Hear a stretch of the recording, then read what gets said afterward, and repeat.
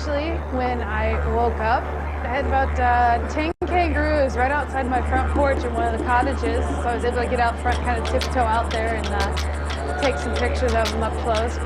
After we got dressed and had some breakfast, went down and we went on a nature walk. We're going to head towards the Gorge Walk today.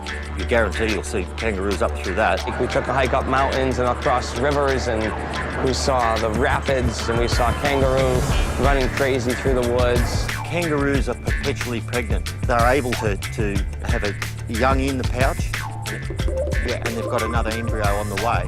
They also have the ability to keep that embryo in cold storage, if you like, for up to 18 months. Because of the climatic conditions, if there's drought and there's no feed, that embryo won't come forward. It was really special to do that walk with Ross because he's so knowledgeable about Australia and the native animals. That's the wombat hole. Wombats are nocturnal, so we won't see them during the day. It was such a learning experience in addition to just a peaceful morning where you can get out and smell the fresh air and get your blood flowing on a beautiful, beautiful walk. After we left the cottages, we came back into Melbourne and went to the Victoria Market. Right now we're going to shop, get some goodies for home. What am I going to get? Something for all my kids that's got a kangaroo or a platypus on it. I need a few stuffed kangaroos, yes.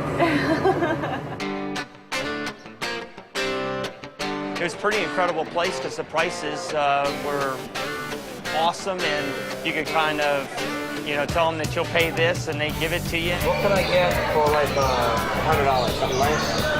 And I bought my son this watch right here. Beautiful opal watch. And I bought an opal ring, and I bought my wife a beautiful opal necklace. So it was fun. We found a lot of great gifts. $700. See, this is beautiful right there. Look at that. I got some boomerangs and got to walk around some of the shops and just see the different types of markets that they had. This market had everything to offer, everything from Australian hats and didgeridoos to shirts and dresses and leather jackets and coats. It really was fascinating to be there. I wish we could have spent more time because there's so much to offer. After the Victorian Market, we headed over to Eureka Tower. At the Eureka Tower, which is the tallest building in Australia and the largest and the tallest apartment building on Earth, 92 stories high. This is where people buy a ticket to do the Edge, the major attraction that's up here. The coolest thing that we did was to go out on the edge. Don't do this if you're afraid of heights. You walk out onto it looks like this enclosed frosted glass room. And all of a sudden, you start moving out. And then you hear all the sound effects starting to freak you out, like glass is breaking and the bars are bending. And then all of a sudden, the cloudy glass becomes transparent.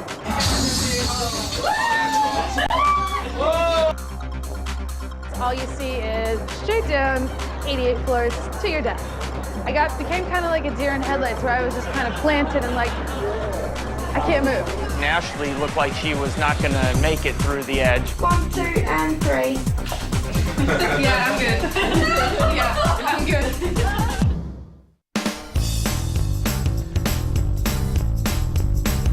We came out to one of the city parks here in downtown Melbourne, and we got a boomerang lesson. Ron was the instructor, and I guess he's this Australian national competitor when it comes to throwing a boomerang. Ashley was the first one to give the boomerang throw a try, and she did a great job. I actually got it, up in the air, and it was curving around, so I think I did okay for the first try, but it was a little tough today with it being so windy, but it was a lot of fun. And then I was up next, and I have to preface this by saying I am not a good thrower of any item. I had thrown one about 25 years ago, and it's been a long time, and so it was neat to do it again.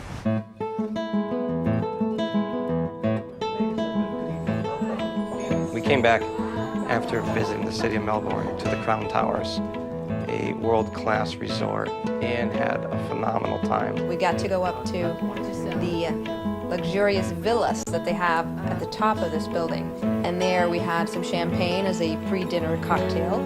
and we got to see how the other side lives. We sat here and looked over beautiful Melbourne and said a little cheer for this great week and this great hospitality that we've had here. After spending some time just relaxing in this villa, we headed down to a wonderful restaurant called Rock Pool. And supposedly they're known for wonderful beef, so that's pretty much what everybody chose for their main course, and it was fabulous. It's a very nice, relaxing, cozy little dinner for one of our last nights here.